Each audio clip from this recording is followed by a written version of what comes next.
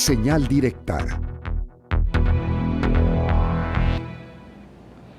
A todos ustedes, muchas gracias por mantenerse en sintonía. Bueno, le adelantábamos a usted que la Comisión Estatal de Derechos Humanos ha emitido medidas cautelares por la intervención policial y con vallas allá en la zona del Parque San Rafael.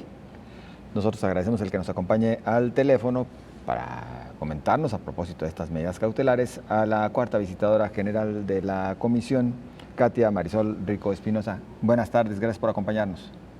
Hola, ¿qué tal? Buenas tardes, José Ángel, Josefina, muchas gracias. Gracias por la invitación. Gracias. ¿Qué consideran estas medidas cautelares?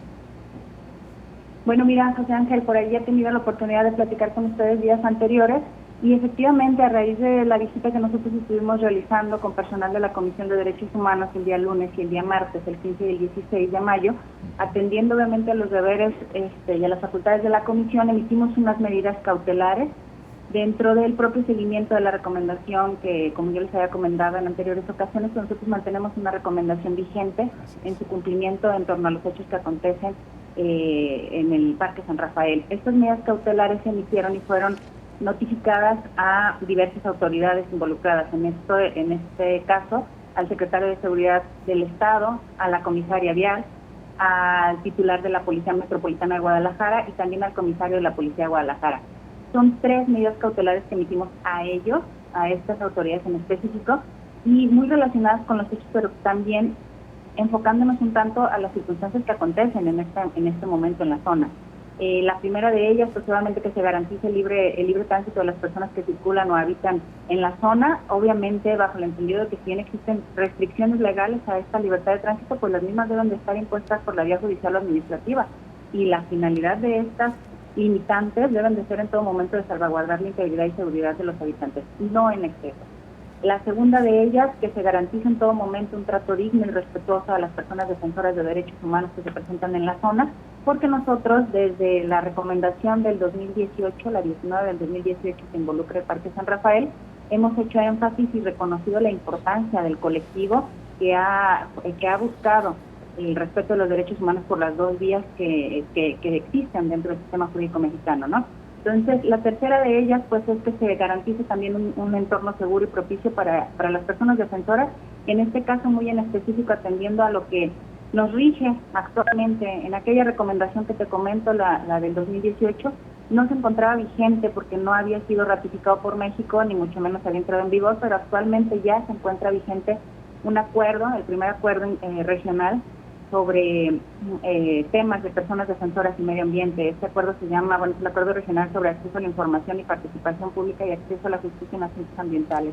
Entonces le estamos solicitando como tercera medida, pues que el ambiente, el entorno seguro para estas personas defensoras sea acorde a lo que marca este instrumento regional internacional, ¿no? Y hay otras 2 medidas cautelares, José Ángel, que también son importantes señalarlas, que son dirigidas al sistema intermunicipal de agua potable y alcantarillado. La primera de ellas es, pues, obviamente atendiendo a este acuerdo conocido como el Acuerdo de Escazú, que atendiendo a este Acuerdo de Escazú se les garantiza el acceso a la información en asuntos ambientales a las partes activas en esta problemática. La segunda de ellas, que se reitere la socialización de la problemática con los vecinos de la zona, en donde se les escuche, se les atienda y se les aclare las dudas respecto al proyecto. Porque hay que señalar, José Ángel, ha habido muchas confusiones desde hace muchos años en cuanto a las facultades que tiene una Comisión Estatal de Derechos Humanos, como deberes de mandato, como protección inminente para evitar mayores daños, para evitar la consumación irreparable de derechos humanos. Nosotros emitimos medidas cautelares, emitimos recomendaciones.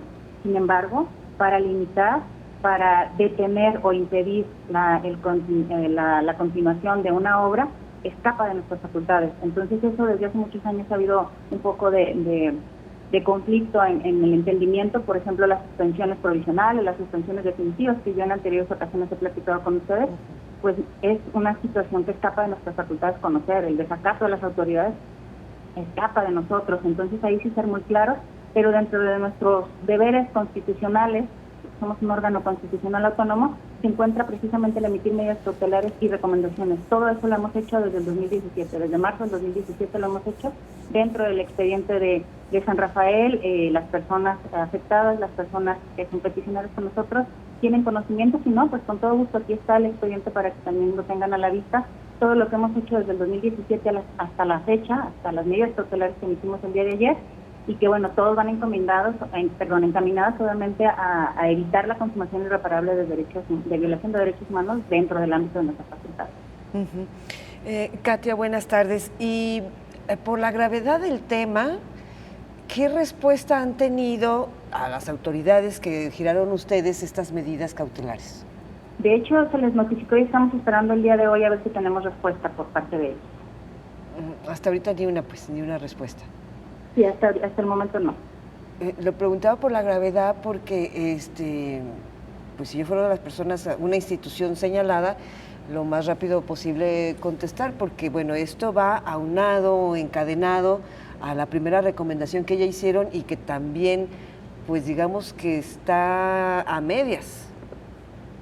Pues digamos que, mira, en anteriores ocasiones, Josefina, bien como tú me lo preguntas, la recomendación está a medias, atendiendo no precisamente el señalamiento que dices tú, está a medias hasta qué sentido. Nosotros emitimos una recomendación, está pendiente del cumplimiento, pero también existe las vías jurisdiccionales que ya las han agotado, que este movimiento, este colectivo de esta zona de Jardines de la Paz ha sido muy proactivo, es un colectivo que ha crecido mucho y ha hecho las cosas exageradamente bien en la vía jurisdiccional y también en la no jurisdiccional, porque con nosotros desde hace años tenemos contacto con ellos y hemos emitido todos estos documentos que ya les he mencionado, pero lo cierto es que también nos han mencionado el día de hoy, nos han comentado que ya acudieron a instancias internacionales. Te lo comento así porque el acudir a instancias internacionales es buscar la justicia complementaria y es acudir a instancias que se deben de llevar a cabo, pero que para poder hacer uso de ellas tienen que haberse agotado las instancias locales. Ya lo hicieron, ya agotaron las instancias locales, ya la Comisión Estatal de Derechos Humanos emitió una recomendación. Ahora bien, ellas, las personas que se sienten víctimas también y que han sido reconocidas como personas víctimas en la recomendación, pues han acudido a instancias internacionales y también están en todo su derecho. Entonces, ante esta circunstancia, no es que una recomendación esté a media, sino que los derechos humanos, como te lo he comentado en otras ocasiones, Josefina, hay 2 días. Entonces, esas 2 días hay que agotarlas y lo han hecho muy bien. El colectivo lo ha hecho muy bien. Sin embargo, desconocemos nosotros como Comisión de Derechos Humanos qué ha pasado con los juicios de amparo, porque no está dentro de nuestras facultades conocer. No sabemos si hay más juicios de amparo, si hay suspensiones provisionales, definitivas, si hay revisiones de juicios de amparo o incluso, ¿por qué no?, si algunas de estas acciones jurisdiccionales incluso involucran las acciones de inconstitucionalidad que son todavía mucho más de estudio y análisis jurídico. Si bien este tema jurisdiccional se escapa de los alcances que tiene en sus facultades la Comisión Estatal de Derechos Humanos, por lo menos en lo que sí está en sus manos. Toda vez que existe ya una recomendación, ¿no puede haber una segunda o sí podría haber alguna segunda recomendación por todo lo que estamos viendo ha sucedido? Sí, mira, José Ángel, hay que identificar que dentro del derecho también existen ciertos principios y reglas que nosotros como Comisión de Derechos Humanos también tenemos que respetar. Ahora bien, nadie puede ser juzgado 2 veces por el mismo hecho, por el mismo. Estamos hablando por el mismo. Estas circunstancias de 15 y 16 son diferentes. Entonces, comentarles, Josefina y José Ángel, que respecto a los hechos de estos últimos 2 días ya tenemos una queja y ya se encuentra precisamente en la etapa inicial. Es una queja nueva y obviamente, como bien tú lo dices, pues habrá que iniciar la investigación y ver qué podemos nosotros documentar para posiblemente en próximas ocasiones estar emitiendo nuestro posicionamiento. En cuanto a la medida cautelar de garantizar un entorno seguro para las personas defensoras de derechos humanos y tema ambiental, ¿ese llevaría dedicatoria o sería para todas las instancias? Lo pregunto porque, bueno, hay integrantes de la clase política, empezando por el mandatario estatal, quienes dicen ni son vecinos, cuando los vecinos hasta han tenido que huir de sus propias casas por amenazas. Claro, bueno, nosotros como tal debemos de recordar, Josefina, que existe este acuerdo internacional, este acuerdo regional, que es el acuerdo de Escazú, que precisamente exige a todas las autoridades en el ámbito de sus competencias, pues obviamente garantizar estos entornos y esta seguridad para el desarrollo de sus labores. Para ser personas defensoras de derechos humanos, cualquier persona lo puede ser, no solamente los vecinos de la zona. Perdón, ya para concluir por cuestiones de tiempo, Katia Rico Espinosa, del momento en que se presenta una queja a que pueda haber una recomendación, ¿cuánto tiempo puede pasar? Bueno, hay ocasiones en las que pueden ser un tanto más ahora sí que de mayor celeridad por las cuestiones mediáticas y de acuerdo también a la información que se vaya recabando. Hay que ser muy puntuales, José Ángel. Nosotros emitimos nuestras recomendaciones adecuándolas a las documentales, a las pruebas, en este caso, que podamos acreditar. Entonces, todo depende de las pruebas que se puedan recabar en cierto momento para poder tener los elementos necesarios. Darte una cifra como tal de 1, 2, 3 meses, 5, 6, me estaría arriesgando mucho porque depende mucho de la integración del expediente que se vaya a realizar. Lo cierto es que la queja llegó el día de ayer.